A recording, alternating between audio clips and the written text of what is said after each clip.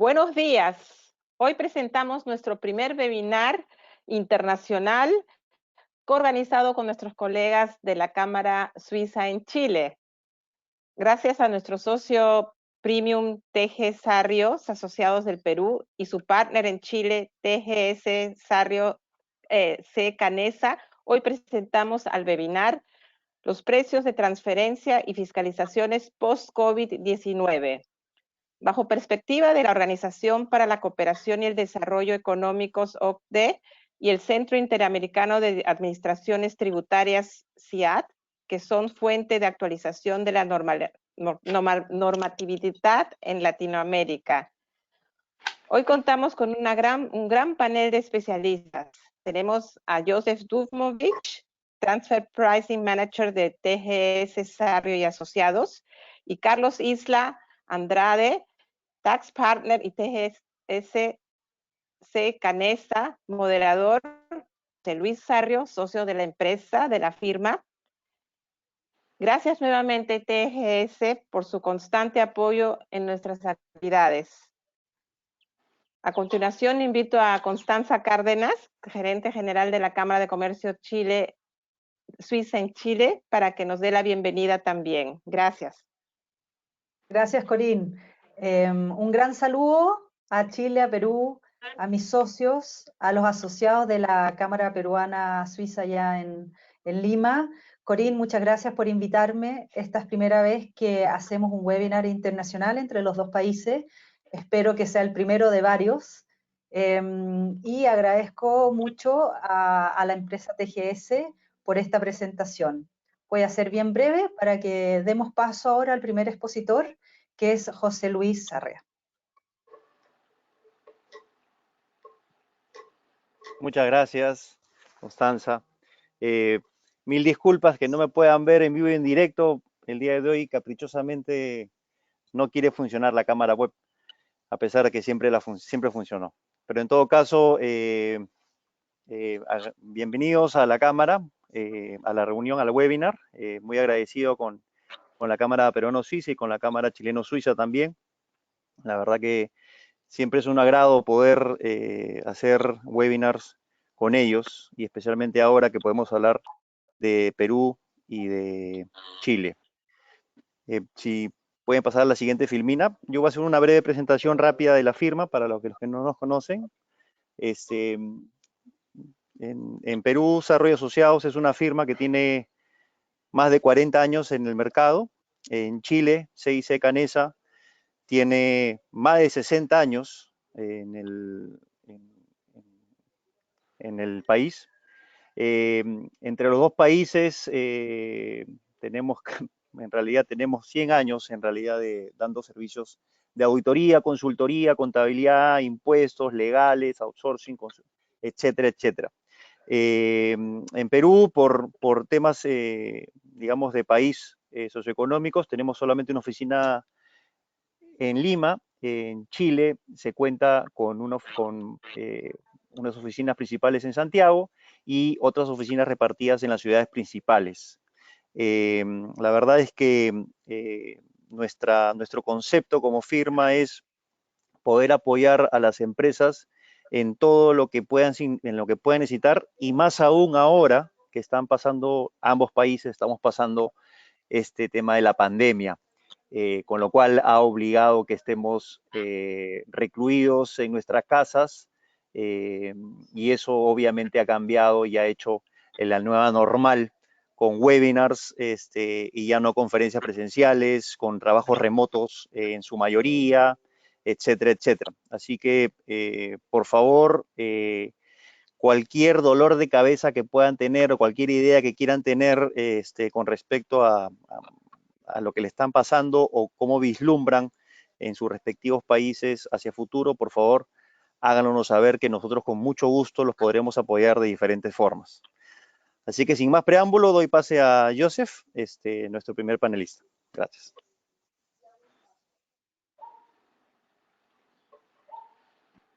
Gracias, José Luis, por el pase. Buen día a todos y gracias por conectarse a este webinar sobre precio de transferencia.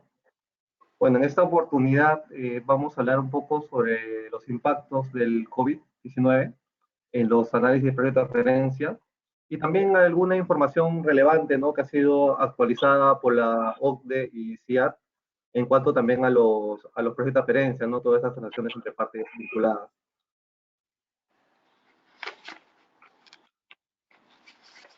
En primer lugar, es importante definir los grupos de interés. Estos cambios en cuanto a la aplicación de las metodologías, la documentación que tienen que presentar las compañías sujetas al régimen de previa transferencia, digamos, la podríamos dividir en tres grupos principalmente. Por un lado están las compañías sujetas al régimen de previa transferencia, que son justamente los contribuyentes que registran transacciones con sus partes vinculadas. Entonces, las empresas en general tendrían que revisar sus políticas, ya que bajo esta coyuntura definitivamente van a haber modificaciones en cuanto a los márgenes, la documentación que vamos a poder tener a la mano, básicamente. Por otro lado están las compañías consultoras y los proveedores de base de datos sobre precios de transferencia. Van a tener que revisar sus procesos de análisis y aplicación de metodologías. De repente la manera habitual que la estuvieron realizando años atrás ya no va a ser la más efectiva. Entonces es importante revisar todos esos procesos internos que realizan para asesorar a sus clientes. Y bueno, obviamente la información financiera de las bases de datos, principalmente de las empresas que cotizan en bolsa, tiene que ser customizada a esa nueva realidad. Y el tercer grupo de interés, diría que sería el más importante porque sería lo que establecerían las bases para aplicar estas metodologías relacionadas a precios de transferencia, son la OCDE y las administraciones tributarias. Por un lado, la OCDE debería desarrollar un paquete de directrices relacionadas al impacto del COVID-19 en los análisis de precios de transferencia, ¿no?, ya que es una situación anómala que requiere cierta orientación para los contribuyentes y las administraciones tributarias para interpretar correctamente las metodologías de precio de transferencia. Por otro lado, las administraciones tributarias también deberían de considerar esta coyuntura en su proceso de fiscalización.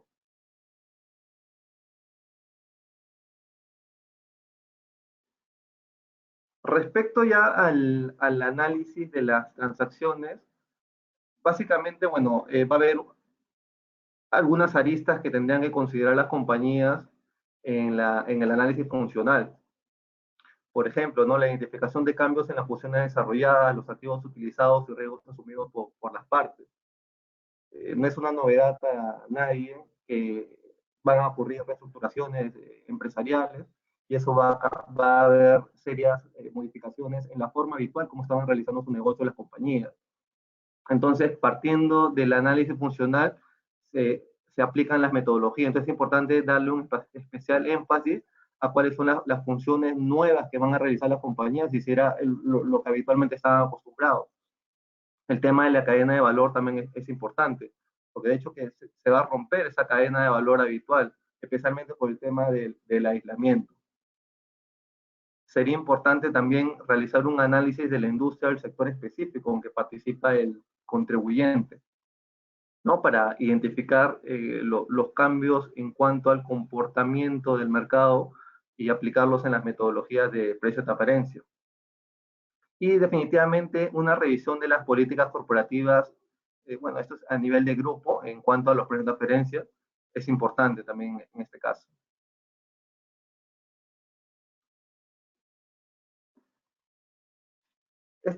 Yendo ya a la parte del análisis económico en sí, también hemos identificado algunos aspectos que hay que tener en cuenta en precio de transferencia. El método utilizado puede ser el mismo de periodos anteriores, eso es discutible, ¿no? Tendrían que analizarse, digamos, correctamente el método que se había utilizado anteriormente, si es realmente efectivo a esa nueva realidad, ¿no? Muchas empresas o digamos a lo largo de los años, por ejemplo, usan el método del MNT, ¿no?, que es el margen neto transaccional, que evalúa básicamente el resultado operativo de la compañía. Entonces, ante esta nueva realidad y considerando que probablemente algunas compañías van a registrar pérdidas operativas o los mismos comparables utilizados pueden registrar pérdidas operativas, De repente puede ser recomendable migrar a la aplicación de otras metodologías, por ejemplo, el Profit Split, ¿no? Que es el de partición de utilidades. La información financiera del 2020, ¿no? Y compararles con partes operativas. Eso también es un aspecto relevante porque en precio de transferencia, normalmente para eliminar las variaciones de los ciclos de negocio de las comparables, se eligen 3 años de las comparables comparado con un año de la empresa analizada. Entonces, ante esta realidad, probablemente esa forma de cálculo ya no sea tan efectiva. Podrían inclinarse por solamente evaluar este último ejercicio y compararlo con el ejercicio de la compañía analizada. Obviamente realizando ajustes por los cortes financieros de las comparables también podría ser, y los ajustes de comparabilidad habituales. Va a haber una mayor relevancia también de las comparables locales o regionales, ya que este tema del COVID-19 va a tener diferentes implicancias de acuerdo a la jurisdicción de las compañías, ya que cada gobierno está emitiendo diferentes medidas o restringiendo diferentes sectores económicos. Entonces, creemos que para este caso va a tener una importancia mucho mayor tratar de identificar comparables locales para los análisis de precios de referencia. Ajustes en la comparabilidad, ¿no? Riesgo país, ajuste de capital. De repente probablemente va a ser muy efectivo aplicar nuevos ajustes a los que habitualmente estaban acostumbradas las compañías, ¿no? En cuanto a los análisis de precios de referencia.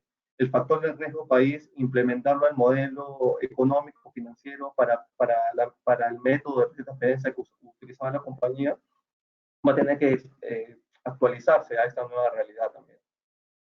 Y bueno, ajustes a costos y gastos extraordinarios en el estado de resultados, ¿no?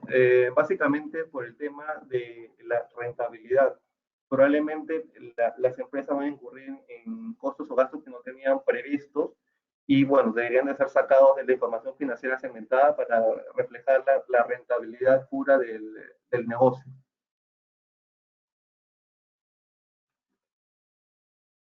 Otros cambios relevantes van a ser en cuanto a los préstamos con partes vinculadas, ¿no?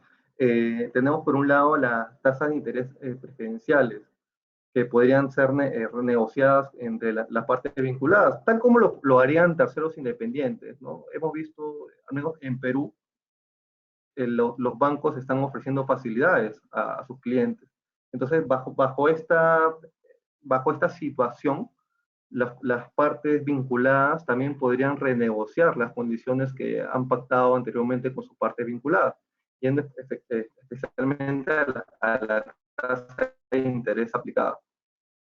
También podrían considerar tener periodo de gracia y ampliación de plazos en los préstamos que ya tienen vigentes con sus partes vinculadas. Y bueno, revisión de comparables o estudios realizados previamente. Este punto es importante, ya que algunas compañías realizan estudios previos de valoración de sus transacciones con partes vinculadas para tenerlo de sustento ante una fiscalización. Por ejemplo, un estudio de precio de transferencia que fue realizado en enero de este año probablemente tenga que ser revisado a estas fechas, ¿no? para, digamos, validar que esos supuestos utilizados siguen siendo correctos y acordes a la normativa para sustentar esas transacciones con partes vinculadas. ¿Cobra una retribución por otorgamiento de garantías a empresas del grupo? Sí, justamente por este tema de la pandemia, las compañías van a requerir de financiamiento, ¿no? Hay una necesidad de liquidez muy latente en las compañías, entonces podrían recurrir a una garantía de su casa matriz, por ejemplo. Entonces tendrían que evaluar la pertinencia de efectivamente la matriz por otorgar esa garantía debería cobrar una retribución. Porque de hecho va a haber una facilidad para la compañía subsidiaria que recibe este financiamiento, inclusive una mejora en la tasa de interés. Entonces, esa transacción debería tener también, valorarse bajo un monto o una retribución. La gestión centralizada de la tesorería o cash pooling, este es un tipo de transacción usado generalmente en los grandes grupos económicos, donde una compañía se encarga de gestionar toda la tesorería ¿no? A nivel de grupo para otorgar créditos a las empresas o los integrantes del grupo que requieran financiamiento. Las empresas también que aportan fondos reciben un interés acorde al mercado. Formalizar las nuevas condiciones contractuales. Sí, definitivamente. Todo esto que hemos conversado tiene que ser formalizado con contratos. Y si ya había un contrato previo, formalizarlo con adendas de estos contratos. Tiene que haber documentación de todos estos acuerdos por transacciones vinculadas. En este caso específicamente por los préstamos.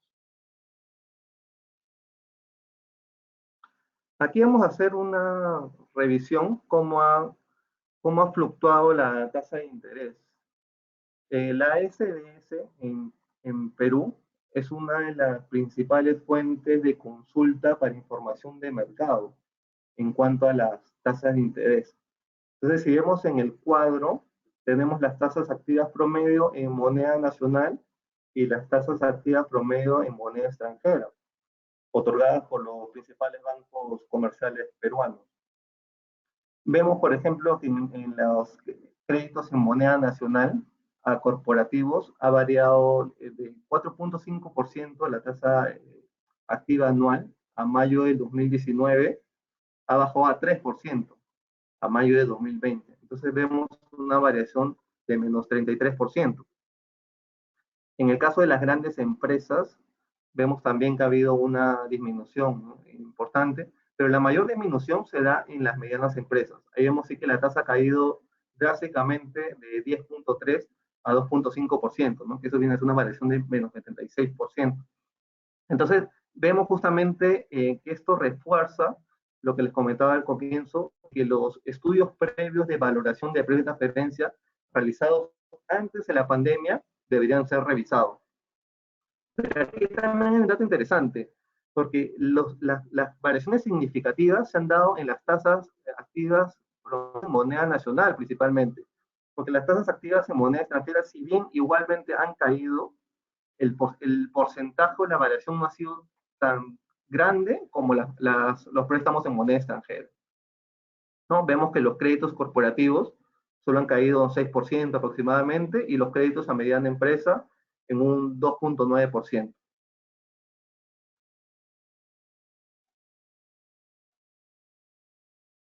Por otro lado, tenemos los gastos por servicios interagrupo. ¿Cuáles son los impactos del COVID-19 en ese tipo de transacciones? La compañía, en primer lugar, tendría que evaluar si es pertinente el cobro por el servicio interagrupo. A raíz de toda esta pandemia, ¿se está realizando el servicio de la manera contratada o la manera habitual? ¿Necesita el servicio la compañía que inicialmente lo había contratado? Esos aspectos tienen que ser evaluados, ¿no?, y considerados en el análisis de precio de transferencia. El test de beneficio. Básico el tema del test de beneficio, que ya, bueno, en Perú rige desde 2017. En la siguiente lámina voy a explicar un poco más a detalle qué trata, pero es básicamente sustentar los gastos y los costos y gastos por servicios recibidos de parte vinculada. Los criterios para la asignación de costos y gastos provenientes de la parte vinculada a prestador del servicio, la revaluación del markup, ¿no?, que esto viene a ser bueno, la parte del estudio técnico en sí, donde se valora la transacción, el margen de rentabilidad de la parte prestadora, el lugar y la forma de prestación del servicio. El tema de la cuarentena definitivamente va a originar cambios en la forma habitual como se prestaba el servicio anteriormente. Y cambios en las funciones de las partes. Por ejemplo, en las reestructuraciones. De repente una empresa que se dedicaba a prestar un servicio determinado ya no lo va a hacer post pandemia. Entonces hay que revisar esos contratos suscritos antes del COVID-19. En el caso del test beneficio, como le decía, está vigente en Perú a partir del ejercicio 2017 y trata este test o cuestionario que tienen que realizar las empresas para que el costo-gasto sea deducible para fines tributarios. Básicamente consta de 4 aspectos o 4 hechos a ser acreditados. Por un lado tenemos la prestación efectiva del servicio. ¿Qué información tendrían que tener las empresas para documentar este hecho? Facturas, órdenes de servicio, los contratos, guías de remisión, la acreditación del pago, importante, informes de conformidad y de resultados relacionados obviamente al servicio recibido, planes de trabajo y planes de implementación, y la estrategia corporativa que esté alineada con este servicio recibido. La naturaleza del servicio prestado, bueno, o recibido para que reduce el costo-gasto, qué tipo de servicio estamos hablando, financiero, tecnológico, científico, minero, comercial, etc. La necesidad real del servicio, impacto del servicio en la mejora de la operatividad del receptor del servicio. El servicio puede producir una potencial ventaja a mediano o largo plazo. También este aspecto tiene que ser revisado coherentemente. Los costos y gastos incurridos por el prestador de servicio. Identificación de los costos y gastos atribuibles específicamente a ese servicio recibido de la parte vinculada. ¿Y cuál es el criterio elegido o los drivers para la asignación de estos costos y gastos en las empresas del grupo, ¿no? Porque se da mucho el caso de que la matriz presta servicios a sus partes vinculadas o los integrantes del grupo. Entonces, ¿cuál es el criterio que aplican para asignar la parte del costo y gasto que le corresponde asumir a cada parte vinculada en el grupo? Y bueno, la identificación del margen de rentabilidad, o el margen de ganancia que le corresponde a la empresa prestadora de servicios. Bueno, estos criterios también deben estar alineados con el cumplimiento de los principios de causalidad y fehaciencia, ¿no? ¿De qué tratan estos principios? El de causalidad, básicamente, de que estos costos o gastos que registre la compañía tengan un fin de generar ingresos para el contribuyente.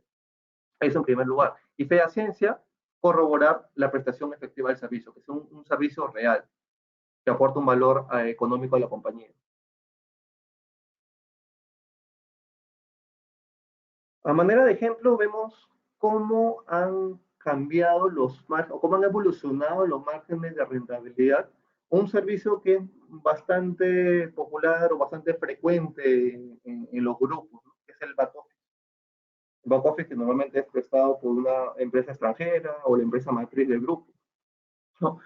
En el primer trimestre del 2019 había unos márgenes de rentabilidad. Bueno, esas son unas empresas comparables habituales, parece que prestan estos servicios administrativos, ¿no? Servicios básicos.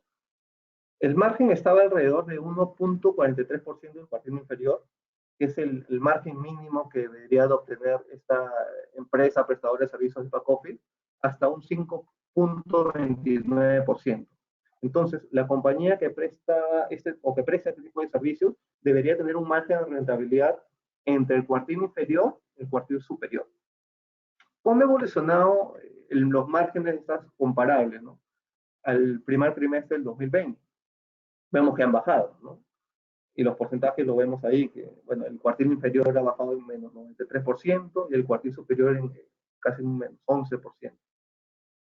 Este es el comportamiento que se va a dar probablemente hasta el final del año. Entonces, es importante revisar cuál es el comportamiento de las comparables que vamos a utilizar en los análisis de transparencia para sustentar las transacciones de este año, 2020.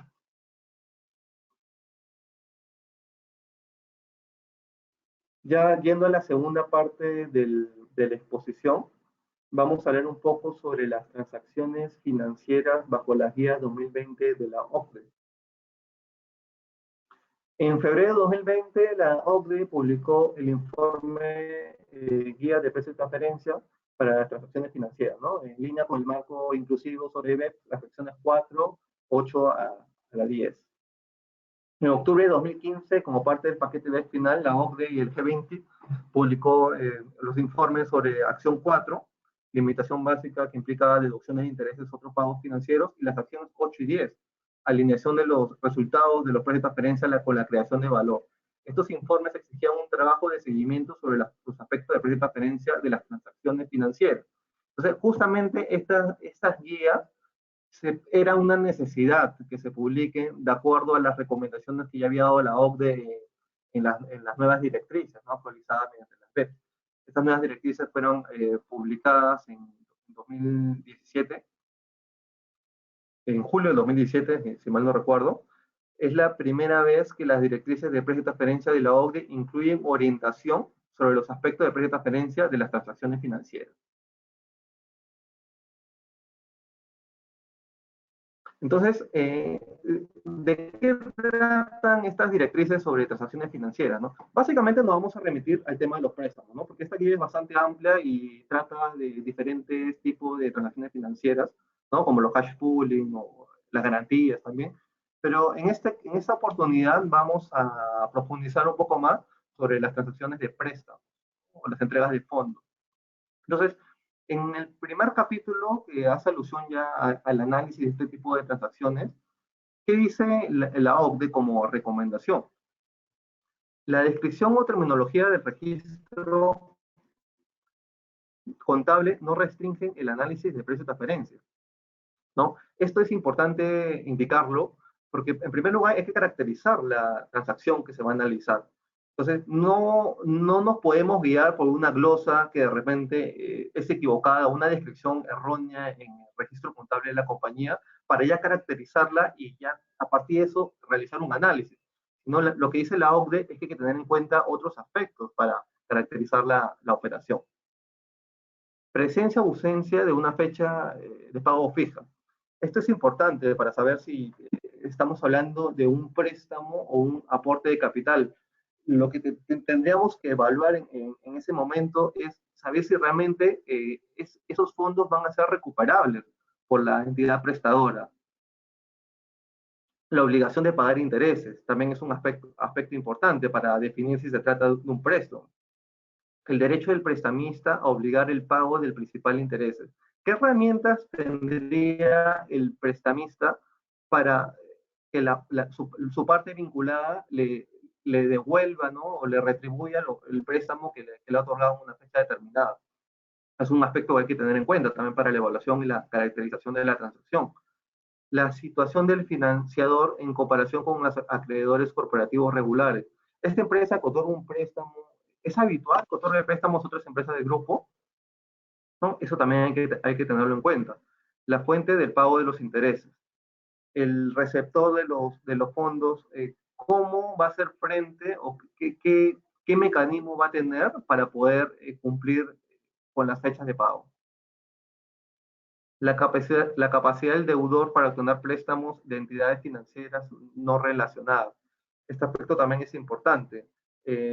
Podríamos hacer una evaluación de la empresa, la subsidiaria que recibe los fondos, y cuáles son las otras opciones que tendría en el mercado para recibir fuentes de financiamiento. La medida en que los fondos son utilizados para capital de trabajo o adquisición de activos. Este punto también es importante abordarlo, porque hay que revisar realmente esos fondos, para qué van a ser usados, cuáles son los fines de esos fondos y cómo van a impactar en la rentabilidad de la compañía receptora de los fondos.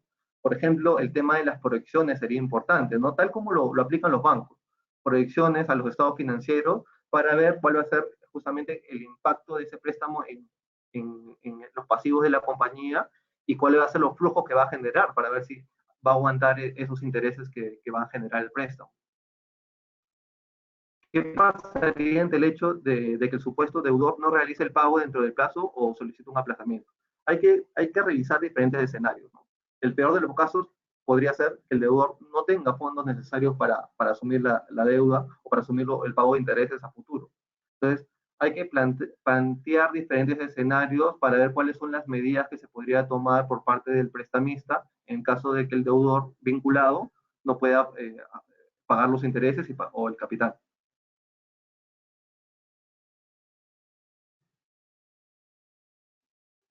Por otro lado, esas directrices de la OCDE en materia de transacciones financieras hace alusión a los factores del sector y perspectivas de la parte.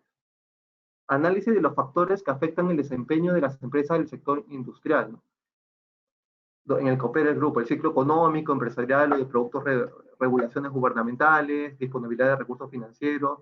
Entonces, esta parte es importante también valorarla de alguna manera, porque dependiendo el sector en que se ubica la compañía, básicamente la que recibe los fondos, puede tener perspectivas diferentes, ¿no? En cuanto a los flujos que puede generar. Entonces, hay que revisar también esta variable para valorizar la transacción. Diferentes cantidades y montos de financiamiento, priorización de financiamiento entre los diferentes proyectos del grupo. El monto también que se va a requerir, también obviamente que debe influir en la tasa de interés se tendría que pactar. También está el tema de la priorización de una empresa de grupo, porque diferentes integrantes dentro de un grupo económico pueden tener diversos niveles de relevancia. De repente, una empresa que es fundamental en el engranaje general del grupo va a tener mucha más facilidad para recibir fuentes de financiamiento que una empresa que presta servicios complementarios, sino es fundamental para la actividad global del grupo. Entonces, también la labor del integrante del grupo, ¿no? Dentro justamente del grupo multinacional podría ser, también tiene que ser valorada para establecer la tasa de interés de mercado. Las perspectivas de cada una de las partes, otras opciones de inversión del prestamista o necesidad real de fondos del deudor. Entonces, por un lado, el prestamista puede tener otras opciones, ¿no? Para financiar, no solamente su parte vinculante. Esas opciones, ¿por qué no se eligieron en su momento y se decidió financiar a su parte vinculada? Eso también tiene que ser sustentado en un estudio de precio de transferencia para este tipo de transacciones. Y por un lado, la necesidad real de los fondos del deudor, o sea, hace un hincapié las directrices que no únicamente se refieren a su capacidad de pago, sino ese monto que ha solicitado realmente es el que necesita. O sea, hay que, de acuerdo a sus estados financieros o indicadores que presente la compañía, hay que identificar cuál es el monto o el capital real que necesita la empresa para financiarse. ¿Corresponde a ese monto para esa empresa que está recibiendo el préstamo?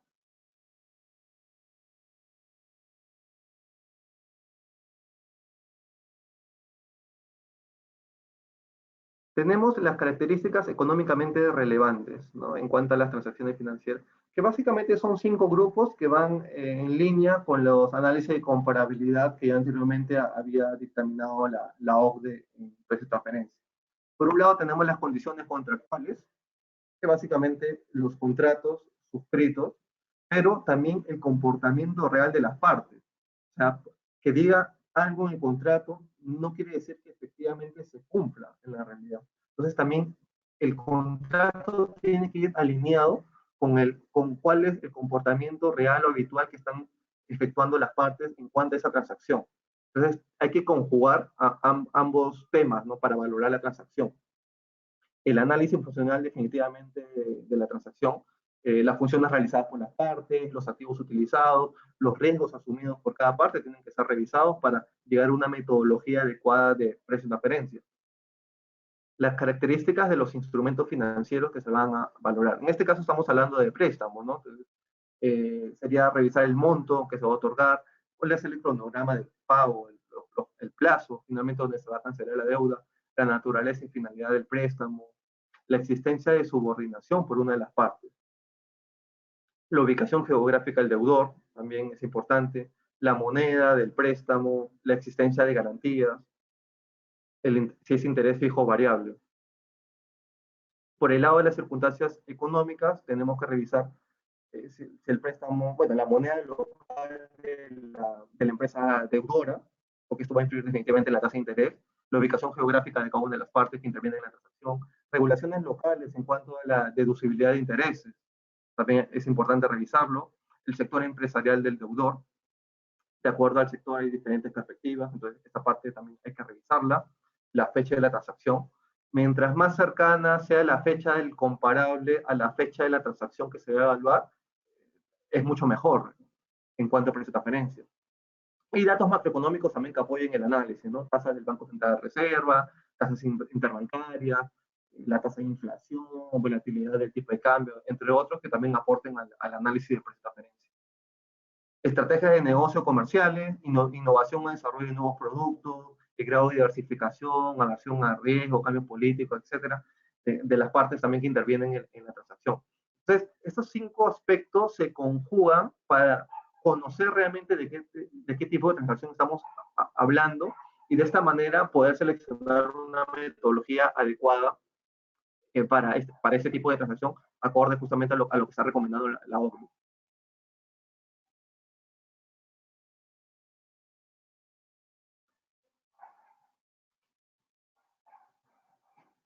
Bueno, siguiendo con los préstamos intragrupo, ¿Qué también otros aspectos hay que considerar, ¿no? Las perspectivas del prestamista, del prestatario, cuánto prestar y bajo qué términos, implicarse las circunstancias macroeconómicas en el costo de financiamiento, justamente las variables que les había indicado, ¿no? Inflación, de tasas interbancarias, ¿no? Etcétera. La solvencia del deudor, uso de calificaciones crediticias o el grupo de la deuda específica. Ese punto hay que hacer hincapié porque la OCDE es la primera vez que desarrolla un análisis de las calificaciones crediticias, cómo deberían ser usadas en los análisis de transferencia de los préstamos intergrupo. Definitivamente, la solvencia del deudor es un aspecto que tiene que ser valorado, y qué mejor con calificaciones crediticias de empresas independientes, ¿no? Esos modelos o las metodologías que aplican también las calificadoras de riesgo también pueden ser duplicados internamente para llegar a una calificación crediticia. Por ejemplo, el modelo Z-Alpha, el Z-Score, podría ser una herramienta importante de uso a nivel del grupo para calificar a cada integrante del grupo, ¿no? Dentro de un esquema de una tabla de calificaciones crediticias, y de acuerdo al nivel de riesgo también asumir una prima adicional o un split adicional a una tasa de referencia que se pueda valorar. El uso de herramientas o metodologías financieras para calcular calificaciones crediticias, ¿no?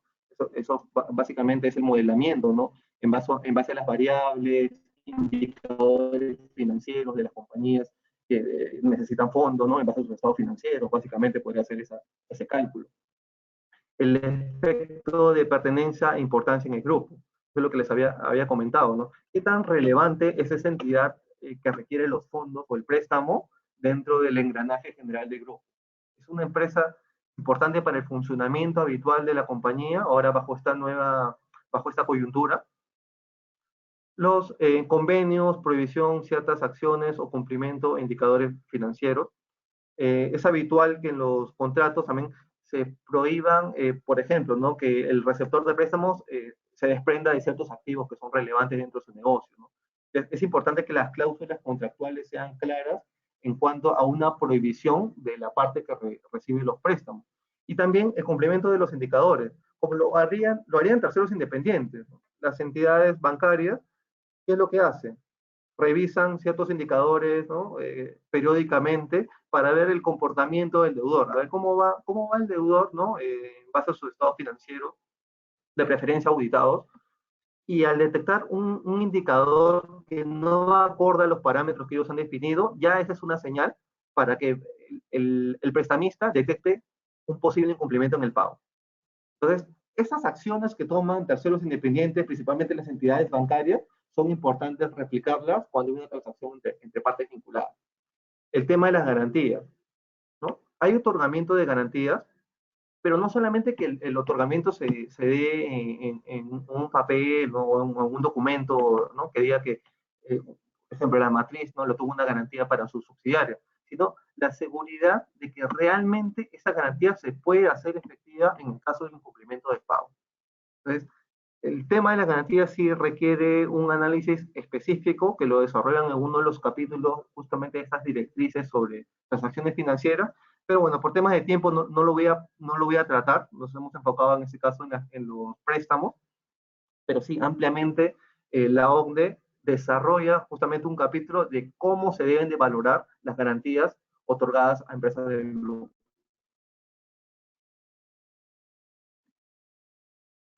Y finalmente nos hacen unos métodos, se podría decir, en cuanto a la valoración de las transacciones, préstamos intergrupo, ¿no? Primero se habla del PCNC, que ya ya la mayoría lo conoce, es el método habitual que se usa en este tipo de transacciones, que puede ser en base a comparables internos, que ahí sí indica claramente que hay que darle la prioridad a los comparables internos en caso de existir. Y también en su defecto ya serían comparables externos, ¿no? Lo que es habitual en las compañías consultoras o contribuyentes que sustentan sus préstamos con parte vinculada es recurrir a las tasas de la SBS. Entonces también la OCDE hace referencia a las tasas de interés públicas, pero cómo deben ser aplicadas para aplicar este método, ¿no? Y hay otras variables, ¿no? Que el importe, la moneda del préstamo, el plazo, ¿no? Tienen que ser revisadas. El uso del préstamo, ¿no? Es para un proyecto riesgoso. Si es para un proyecto riesgoso, hay que también aplicarle una prima correspondiente a la tasa de interés que se va a cobrar. Y bueno, otras variables, como lo que decía, las calificaciones crediticias también podrían ser consideradas para los ajustes de comparabilidad. Pero lo interesante es que hace referencia a otras formas en caso de que no se pueda encontrar una tasa comparable de interés mediante el PSMC. Por ejemplo, habla de los cargos por préstamo, las comisiones, los honorarios, otros cargos relacionados con el préstamo. Deberían darse porque hay cargos que solamente le corresponden a las entidades bancarias. Entonces, las potenciales comparables tendrían que ser customizadas a la realidad de la transacción analizada entre partes vinculadas. Otro método es el costo de los fondos, ¿no? ¿Cuál es el costo de endeudamiento incurrido por el prestamista en la recaudación de los fondos que ha prestado a su parte vinculada?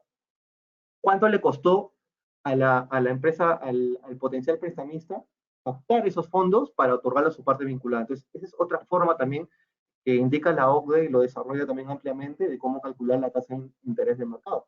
Y a ese costo de los fondos se le agrega un margen de rentabilidad para el prestador también. Habla también de las permutas de incumplimiento crediticio, ¿no? Este es un producto, bueno, financiero que consiste en una operación de cobertura de riesgo. Se podría utilizar también para calcular la prima de riesgo. El modelamiento económico, construcción de tasas. Esta parte me parece bastante interesante porque es una tendencia en cuanto a los análisis de préstamo. Si bien se está acostumbrado al análisis simple del PSNC, ¿no? Mediante la tasa del SB, cerrar un intercuartil y llegar a una tasa de mercado, el modelamiento económico, construcción de tasas es una tendencia, ¿no? Que el valor de mercado se calcula sobre la base de una tasa de interés libre de riesgo y al cual se le agregan una serie de primas asociadas con diferentes aspectos relacionados al préstamo, ¿no? El riesgo de incumplimiento, el riesgo de liquidez, la inflación. Entonces, el tema de la construcción de tasas es más confiable que el primer método que, bueno, estamos acostumbrados a utilizar para las transacciones de préstamo. Su desventaja es que no son transacciones reales, ¿no? Y no se basan justamente en un modelo financiero que podría estar afecto a ciertas subjetividades, ¿no? Y bueno, obviamente ese modelo requiere ajuste de comparabilidad. Entonces, esa sería su debilidad.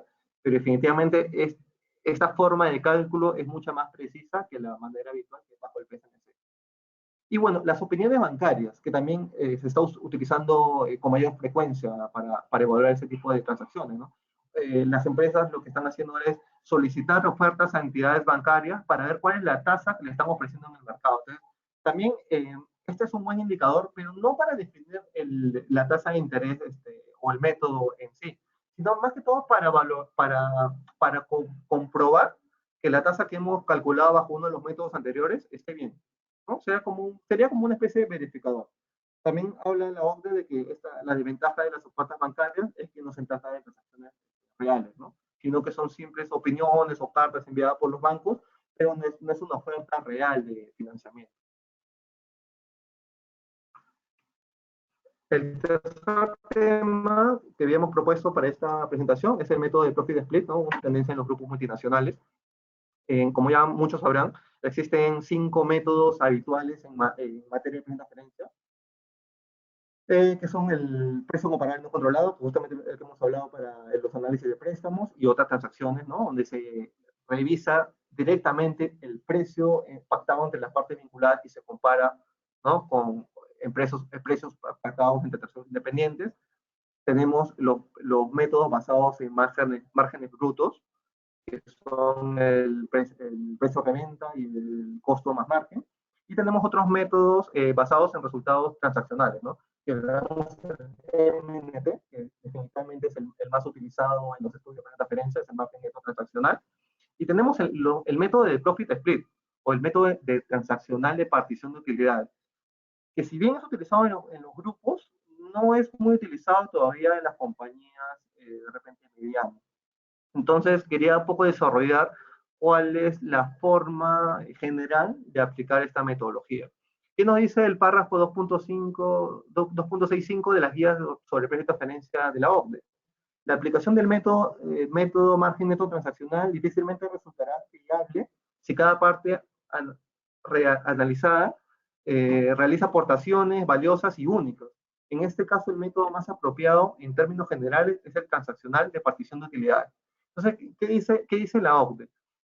Cuando las partes que intervienen en la transacción realizan aportes valiosos y únicos, intangibles básicamente, no debería usarse el margen neto transaccional, no se recomienda en estos casos. Deberían inclinar por el método de partición utilidad. ¿Qué busca este método? Busca identificar las aportaciones de cada uno de los miembros del grupo que participan en la transacción evaluada, la cual definirá qué integrantes obtendrán los retornos derivados de sus aportaciones únicas o valiosas. Entonces, por los aportes que ha realizado cada integrante que participa en la transacción, puede ser su costo, su gasto, la inversión, los activos, ¿no? Le corresponde un porcentaje de la rentabilidad global del proyecto, ¿no? que se va a analizar.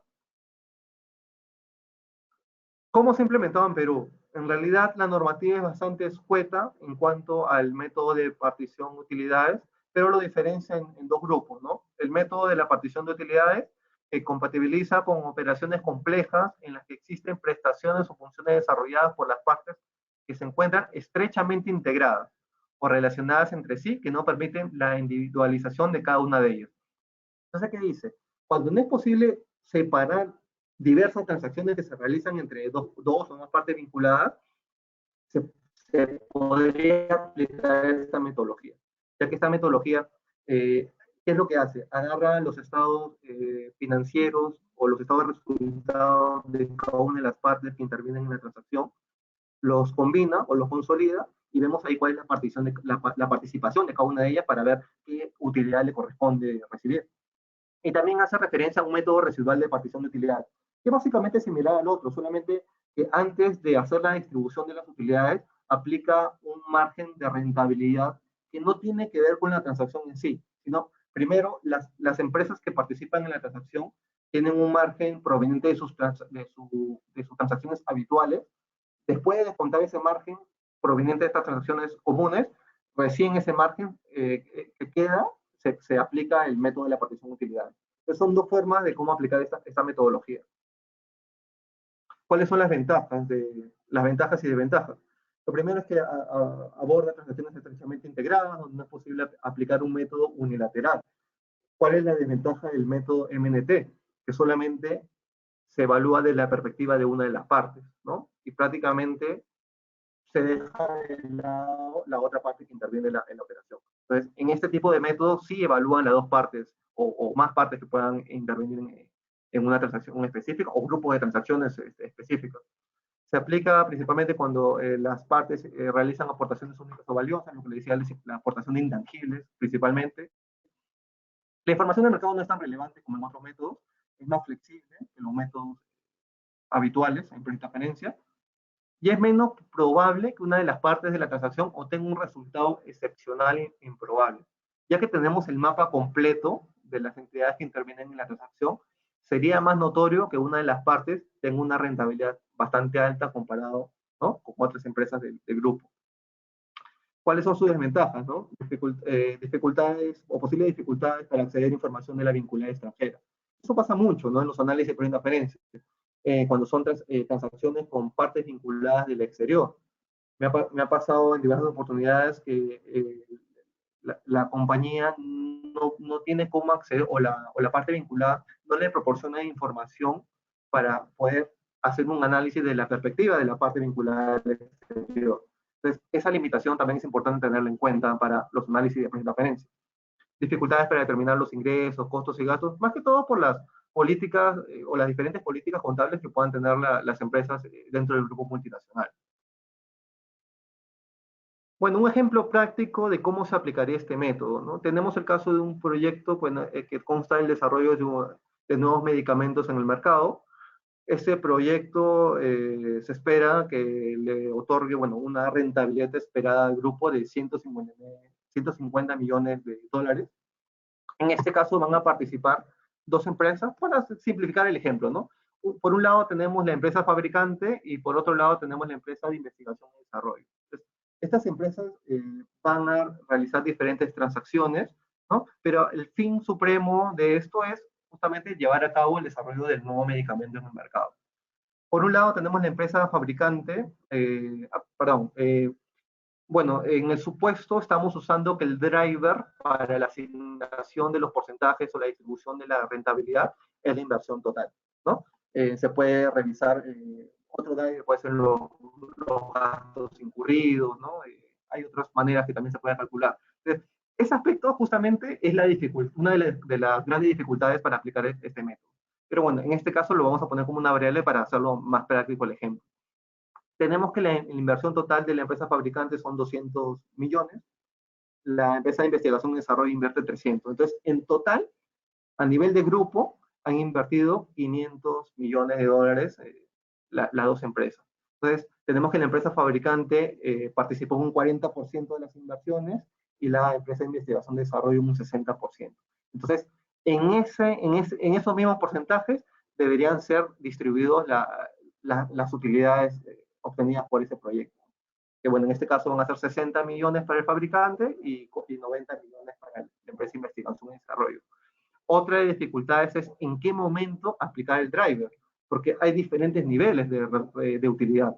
Puede ser aplicado al resultado bruto, al resultado operativo, o de repente no considerarse. Entonces, el momento que se tiene que aplicar el driver es también otra de las dificultades para aplicar esta metodología. Bueno, el siguiente capítulo son las medidas para el control de precios de transferencia en el contexto sudamericano. Para este caso, básicamente me he basado en un reporte publicado por la CIAT, ¿no? El Centro Interamericano de Administraciones Tributarias. Es un cóctel de medidas, ¿no? En cuanto a los países en vías de desarrollo. Para contextualizar un poco el tema de las fiscalizaciones, acá vemos en un cuadro cuáles son los números de casos de fiscalización en materia de precios de transferencia en los países bueno, latinoamericanos, ¿no? Vemos que en Perú se ha ido incrementando progresivamente conforme también se han implementado nuevas normas para regular los precios de transferencia, los casos de fiscalización. Y definitivamente se han incrementado más desde 2016 en adelante, ¿no? Donde ya se comenzaron a implementar las acciones BEPS, como la presentación de reporte local, el reporte maestro y el reporte país por país. Y inclusive hay acuerdos de intercambio entre administraciones tributarias por parte de SUNAT. Entonces, la tendencia en cuanto a las fiscalizaciones en Perú también es el alza. Al igual que las empresas latinoamericanas que también han implementado las acciones BEPS. Vemos un importante número de fiscalizaciones en Argentina, por ejemplo. Entonces, ya haciendo alusión al documento, fue elaborado por el CIAT, ¿no? Con financiamiento de la Sociedad Alemana para la Cooperación Internacional, GIS. Su propósito principal consiste en abordar problemas conocidos para hacer más administrable el control de precios de transferencia en los países de desarrollo, ¿no? ¿Qué es lo que pasa habitualmente? Que las directrices en materia de precios de transferencia están más o menos planteadas desde la perspectiva de los países desarrollados. Entonces, cuando queríamos aplicar estos métodos a la realidad, por ejemplo, peruana o chilena, es complicado, ¿no? Porque justamente los temas que aborda o la forma como aplicar los métodos no están customizados a la realidad de las empresas locales. Entonces, ¿qué medidas indica este documento? Básicamente, 3 ingredientes, que es lo que voy a tratar un poco más a detalle, y 5 condimentos, que bueno, por temas de tiempo no voy a poder tratar. Pero estos 3 aspectos que vienen a ser los ingredientes son recomendaciones que da la CIAT a las administraciones tributarias, ¿no? Seguramente en algún momento se va a implementar dentro de las normativas, pero igual es importante tenerlas en cuenta porque justamente a estas entidades es a las que recurre la SUNAT para aplicar su proceso de fiscalización, por ejemplo, ¿no? O el Servicio de Impuestos Internos de Chile. Entonces, estos puntos los voy a abordar, en primer lugar, las perspectivas en la aplicación de la regla de mejor método.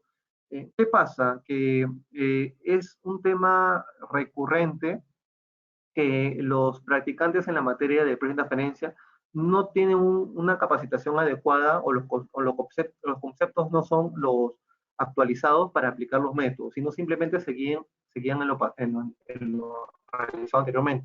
Por ejemplo, pasa mucho que los estudios de precios de transferencia se actualizan todos los años bajo el mismo método, bajo los mismos supuestos. Y no se hace una evaluación año a año de cuáles son las circunstancias económicas justamente en ese periodo. Entonces, esa es una mala práctica que se está realizando en el mercado. Limitada información local de acceso público. Entonces, esa también es una limitación, ¿no? Porque normalmente los estudios se tienen que recurrir a información de empresas internacionales, justamente porque la información local es bastante limitada. La carga administrativa asociada a la implementación de un método justamente puede ser costoso para las empresas aplicar un método diferente por transferencia, porque de repente no tienen, digamos, los recursos tecnológicos o el personal capacitado para identificar, por ejemplo, los estados financieros segmentados en una transacción. Entonces, eso también es uno de los aspectos que limita los análisis o la regla del mejor método, ¿no? Realmente se está utilizando la metodología que va acorde a la transacción evaluada. Y bueno, también los inconvenientes de acceder a información de la contraparte, sobre utilización del enfoque unilateral de la entidad local. La mayoría de estudios aplican todo el análisis basados en el contribuyente. No hay ninguna referencia a las empresas extranjeras, ¿no? Entonces, de repente, en algún momento puede ser más efectivo aplicar el método de la perspectiva de la empresa extranjera y no solamente basándonos en la entidad local. ¿Cuáles son las recomendaciones? Educar, orientar, y obligar y sancionar a los contribuyentes y sus asesores, también plantea el CIAT. No solamente aplicar ajustes o multas a los contribuyentes, sino de alguna manera también responsabilizar a los asesores en materia de transferencia en cuanto a la aplicación de metodología. Ya en unos países, la empresa consultora también firma los informes de transferencia o digamos, o incluye una firma digital en la declaración. Entonces, ese es un tema que se está evaluando. Al menos en Perú no se realiza ni en Chile. Pero en países como Colombia sí hay una responsabilidad de la empresa consultora en cuanto a los estudios que realizan. No permitir una selección laxa de métodos, ¿no? O sea, tiene que ser sustentado adecuadamente la metodología aplicada. Análisis de información cualitativa y cuantitativa de ambas partes de la transacción. Identificación de aportaciones únicas y valiosas también tienen que ser consideradas. Los análisis de transferencias son bidireccionales por naturaleza y no se deben de centrar en una parte también, lo que les decía. Hay que evaluar las dos partes que intervienen en la transacción. Identificación de actividades tienen la capacidad de generar intangibles. Publicidad, mercadotecnia, promoción. Entonces, esta parte tiene que ser considerada porque si las partes que intervienen en la transacción tienen la capacidad de generar intangibles, no debería seleccionarse el método de MNT, por ejemplo, ¿no? Si no se podría revisar el método de partición de utilidades. Ese es un punto que lo indica claramente la OCDE y también, bueno, la CIAT en este documento, ¿no?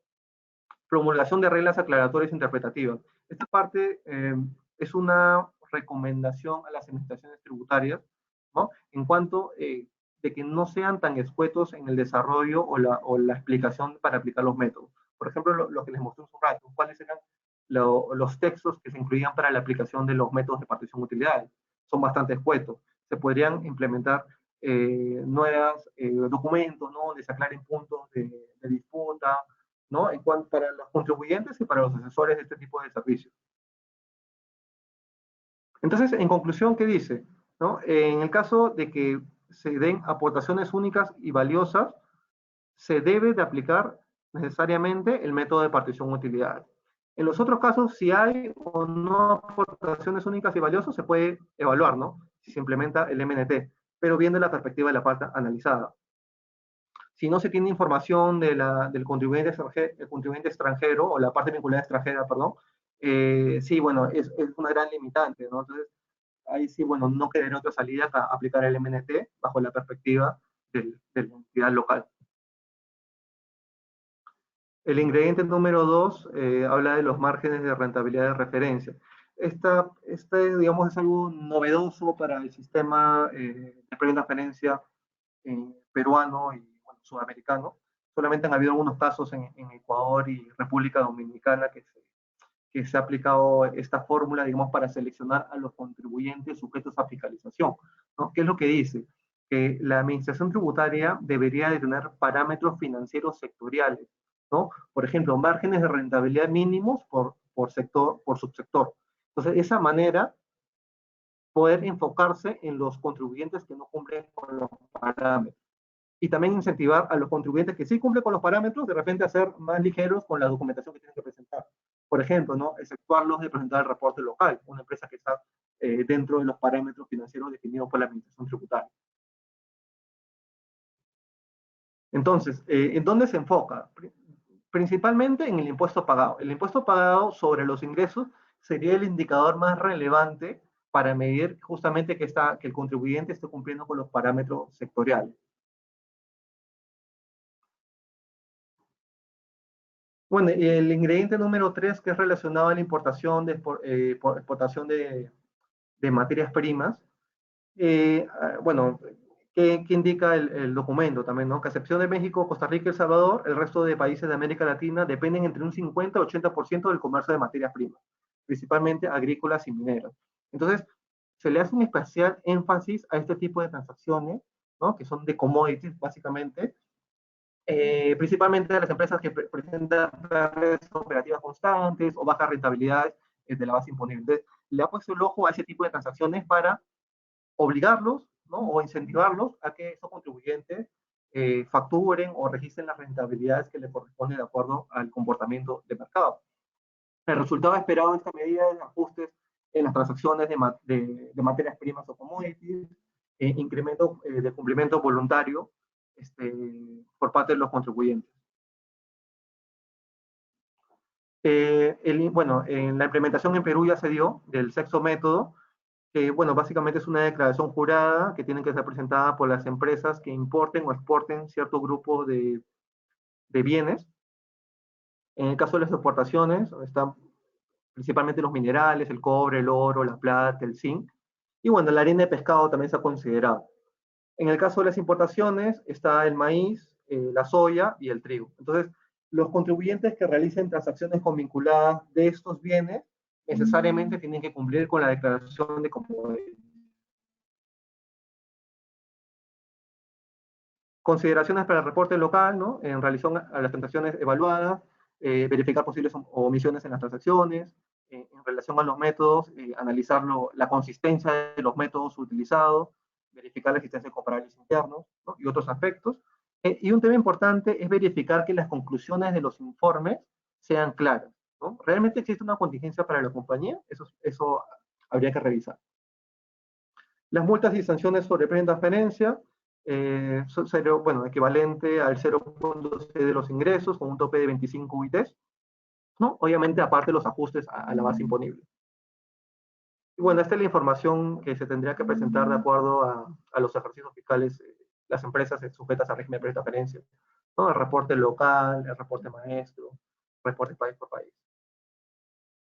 Los tramos de documentación, ¿no? De acuerdo a los montos registrados, tanto de, bueno, esto lo pongo como referencia, ¿no? Porque les van a entregar la lámina, de acuerdo a los ingresos registrados y las transacciones vinculadas.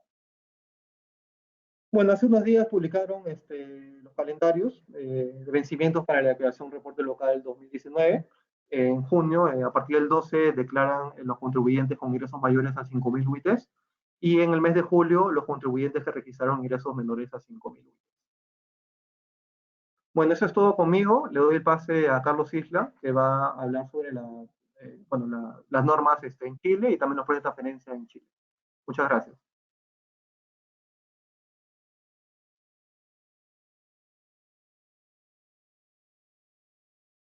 Carlos, disculpe, si puede activar su audio. El audio está deshabilitado. A ver, un momento, por favor. Ahora sí. Sí, ahora sí. Ahora sí, perfecto, lo escuchamos. Adelante, gracias. Muchas gracias, José Luis. Joseph, brillante su exposición, le agradezco mucho y me dejó la vara muy alta. Bueno, mi presentación, Franco, con la primera diapositiva, por favor.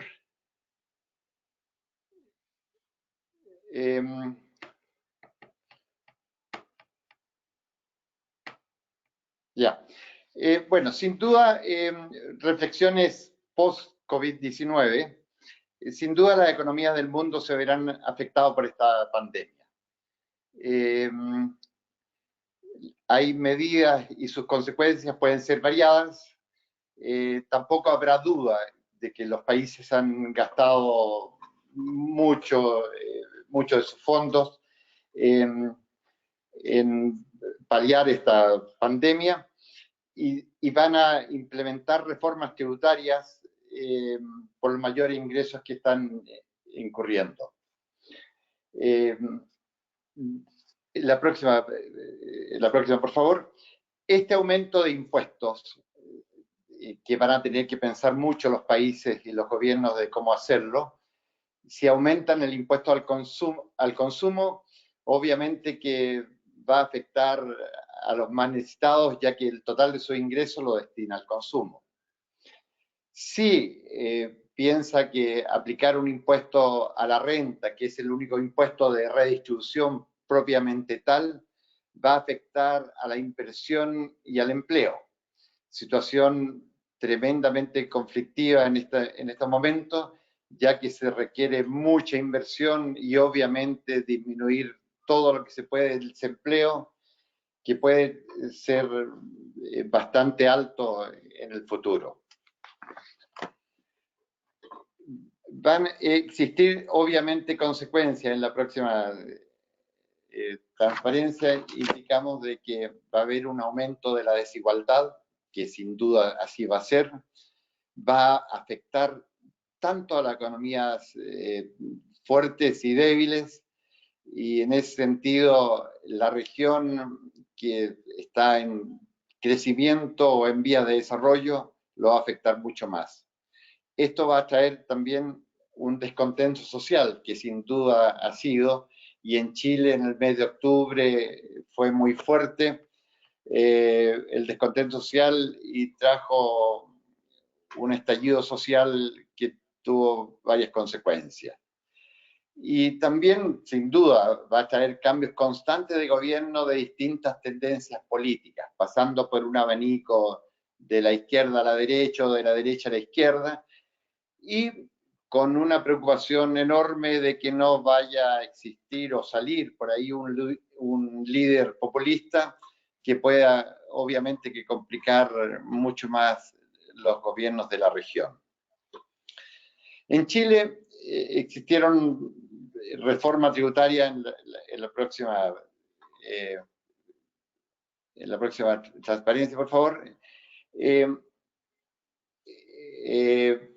Chile han existido reformas tributarias desde el año 2010, una reforma tributaria el 2012, el 2014, el 2016 y esta última del año 2020. No es recomendable que los gobiernos cambien constantemente sus sistemas tributarios. En Chile, lamentablemente, así ha sucedido y eso trae una incertidumbre en la inversión. Bueno, esta última reforma tributaria trajo algunos cambios fuertes en la ley de impuesto a la renta. Desde la reforma tributaria anterior del año 2014 tenía tres grandes sistemas de cómo atribuir la renta.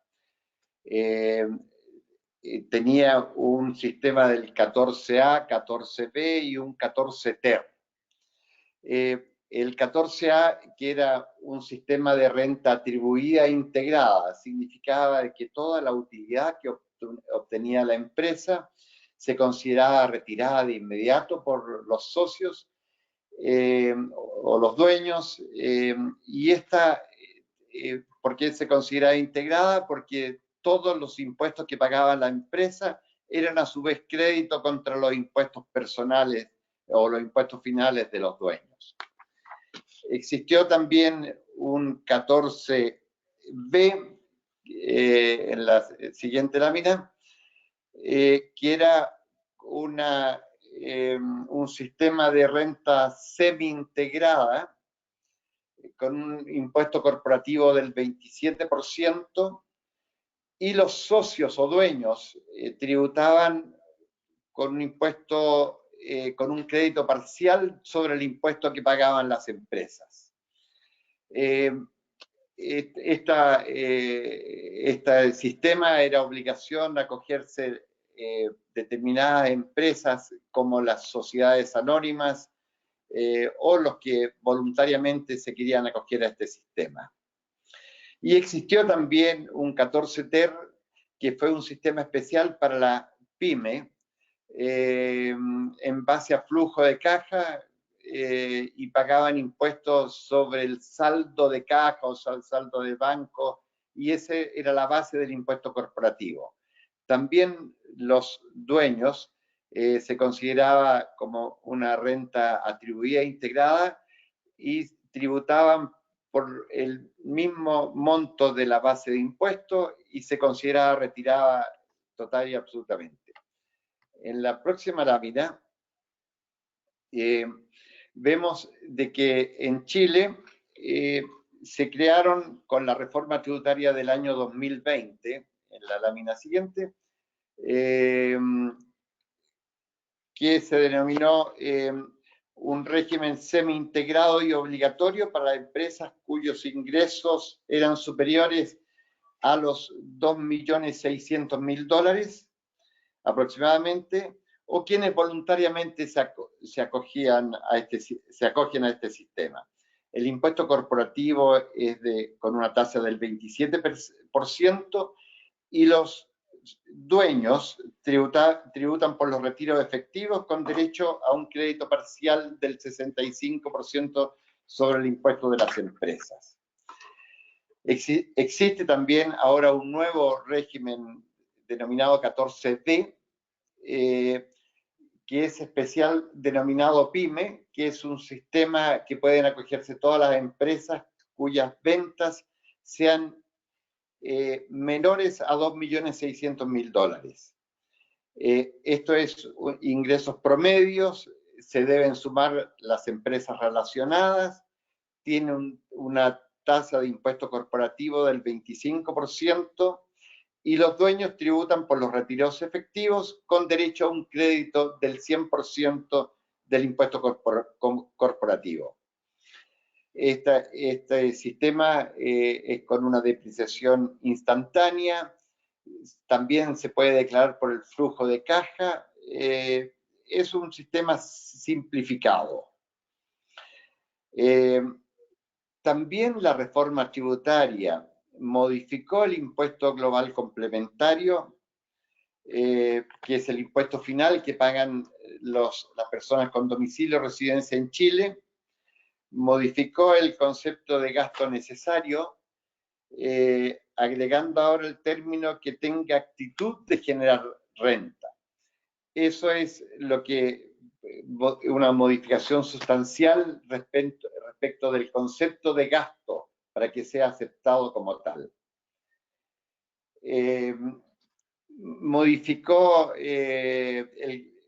Mantiene la tasa del impuesto del consumo del IVA, que es el IVA en Chile, al igual que varios países del mundo, con una tasa del 19%, incorporó el IVA a los servicios de plataformas digitales como Netflix, Spotify, NBA, y esto a contar de junio del año 2020. Y a contar de agosto del año 2020 obliga a que todos los documentos que den cuenta de transacciones comerciales sean total y absolutamente electrónicos. Me cuesta, después de la exposición de Joseph, hablar de precios de transferencia en Chile va a ser difícil, pero vamos a intentarlo un poco.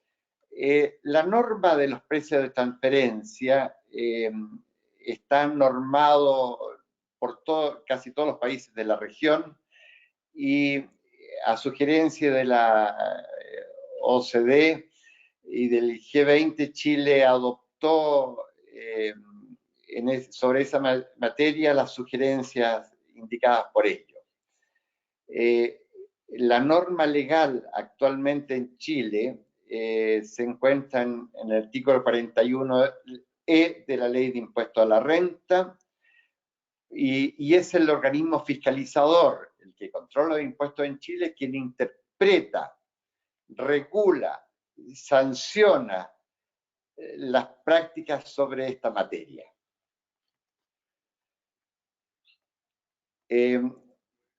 Como es de conocimiento de todos ustedes, los precios de transferencia son aquellos que se pactan entre dos o más empresas de un mismo grupo, relacionados entre ellos por cualquier bien transado, servicio prestado operación entre ambas partes, pero no solo de venta de mercadería que se realicen, sino que son también por los servicios, por operaciones financieras, todas ellas están reguladas por el precio de transferencia. ¿Quiénes son los obligados en Chile? Los obligados son las medianas y grandes empresas, o sea, aquellas que tienen ingresos mayores a $850.000 aproximadamente, y quienes realicen operaciones con personas domiciliadas o residentes en países de territorio denominado paraísos tributarios. También quienes hayan realizado, que no estén en los segmentos indicados anteriormente, y que hayan realizado operaciones relacionados sobre $600.000. También están obligados a hacer esta declaración y regulados por los precios de transferencia. En Chile, indica de que los precios de transferencia que están obligados y hacer una declaración jurada, que es la número 1907, a presentar a más tardar el último día de junio de cada año, y esto se hace por cada una de las operaciones realizadas, indicando ahí los precios de la operación, el país con que se operó, el concepto de por qué se debe regular los precios de transferencia. En Chile, al igual que todos los países, y tal como lo dijo Joseph en la exposición, indica que los precios de transferencia debe haber un método de fijación de precios. En Chile existen 6 métodos de fijación de precios de transferencia, y el empresario debe emplear el que más le acomoda, considerando las ventajas y desventajas de cada uno de estos métodos. En caso de conflicto, el peso de la prueba debe ser del propio contribuyente o de quien realizó el precio de transferencia. Es el que tiene el peso de la prueba. El Servicio de Impuestos Internos, al igual que los organismos fiscalizadores de impuestos de los países de la región, va a determinar que se le exhiban los antecedentes para fijar el precio. Y estos antecedentes serán de responsabilidad del contribuyente. Obviamente, se recomienda de manera proactiva realizar previamente, antes de que el servicio, el fiscalizador de impuestos, lo invite a contarle qué método usó y por qué lo usó y cuál es su margen comercial, se recomienda de forma proactiva realizar un estudio de precios de transferencia previo, antes de que el servicio ejerza su labor fiscalizadora. Mi charla, en beneficio del tiempo, es corta, precisa, y es lo que yo le puedo indicar. Muchas gracias.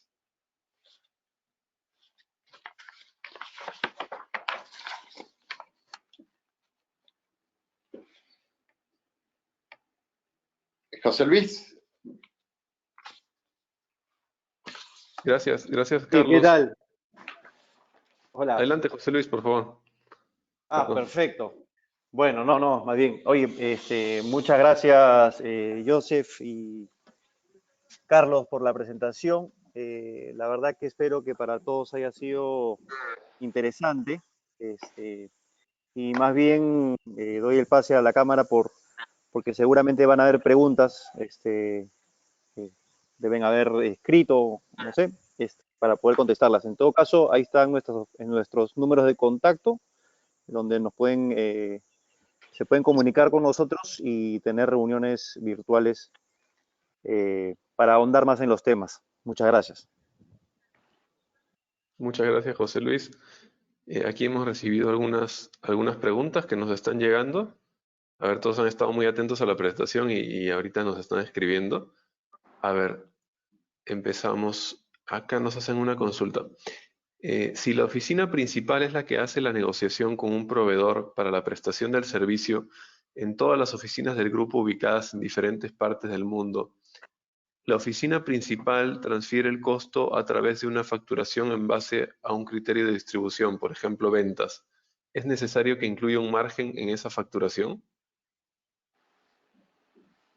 Sí, bueno, en este caso, para ese tipo de transacciones, realmente hay que ver cuál es el beneficio económico y comercial que esa negociación produce a nivel de grupo, ¿no? En primer lugar, ¿por qué esta empresa se encarga de realizar las negociaciones para el grupo? Habría que hacer un análisis funcional. ¿Por qué esta empresa tiene específicamente esa labor dentro del grupo económico? Entonces, y en segundo lugar, como le decía, ver o valorar económicamente el aporte comercial, económico, ¿no? financiero que esta negociación produce en beneficio de todos los integrantes del grupo. Lo normal es que sí, efectivamente se aplica un margen de rentabilidad y habría que buscar empresas similares a esta entidad que se encarga de la negociación.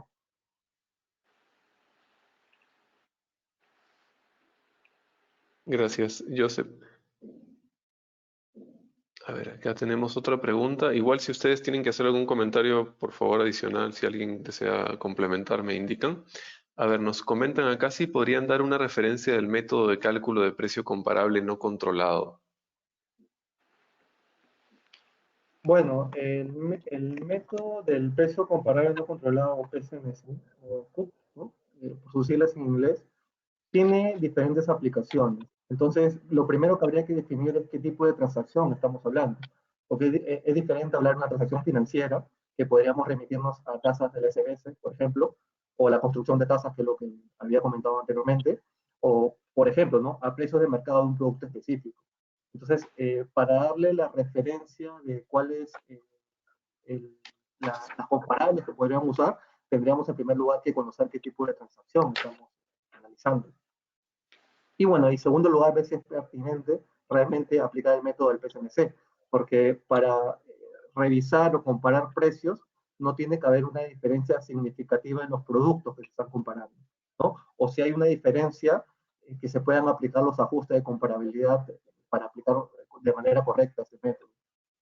Entonces, si nos indican a qué producto o servicio están haciendo referencia, le podría dar un alcance más preciso.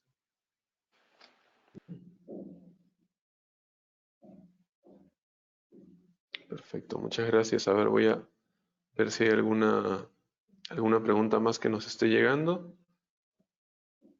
A ver, nos dicen, en el caso de marcas, ¿cuál sería el método más recomendable utilizar?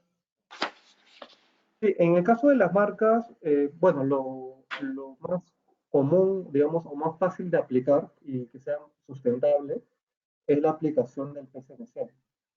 ¿Qué es lo que se hace? ¿No? Se buscan contratos comparables que incluyan el pago de una retribución por el uso de intangibles similares a esa marca, digamos, que se pretende cobrar una regalía.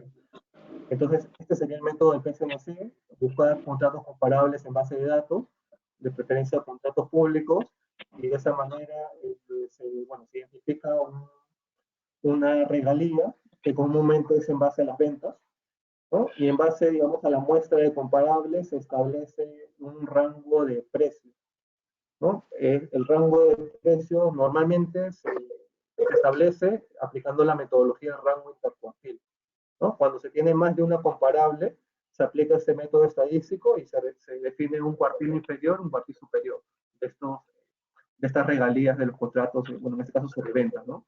Y de esa manera se llegaría al rango de mercado y el método sustentado, ¿no?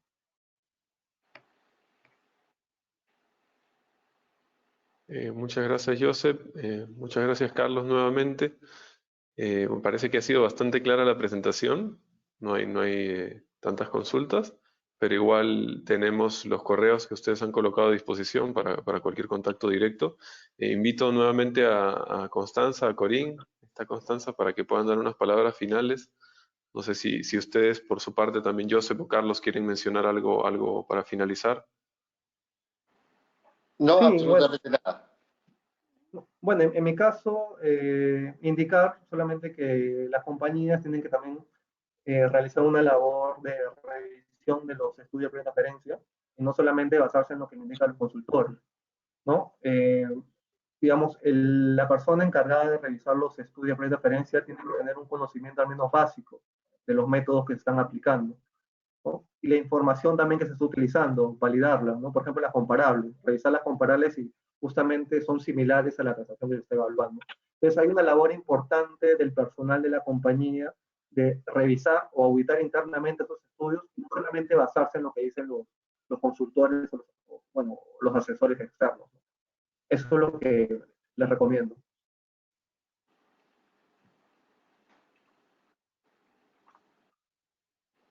Gracias, Joseph. Constanza, ¿de repente quieres dar unas palabras? Adelante, por favor. Sí, muchas gracias, estuvo muy interesante. Como lo dije en la introducción, es primera vez que hacemos un webinar en conjunto, las dos cámaras suizas de Perú y de Chile. Agradecer a la empresa TGS, Carlos Isla, compatriota chileno. Así que, nada, muchas gracias por habernos invitado y haber participado de este webinar. Gracias, Constanza. Gracias, qué buena experiencia. Vamos a tener que compartir otros webinars en conjunto. Parece ha sido un éxito. Quería agradecer pues a Carlos Isla, a Joseph Dujmovic, a José Luis Sarrio y a quienes nos apoyan desde atrás, pues sobre todo a Franco y a Lorena Bernales, a Franco de la Cámara y a Lorena Bernales de SG Sarrios, que siempre están coordinando con Franco todos estos webinars en conjunto. A nuestros socios, a los socios en Chile, en Perú, gracias por estar y espero que muy pronto podamos volver a salir y a trabajar como debemos hacerlo. Éxitos y cuídense. Gracias a todos y hasta una próxima oportunidad. Muchas gracias. Muchas gracias. Gracias. Adiós, gracias. Gracias. Hasta luego.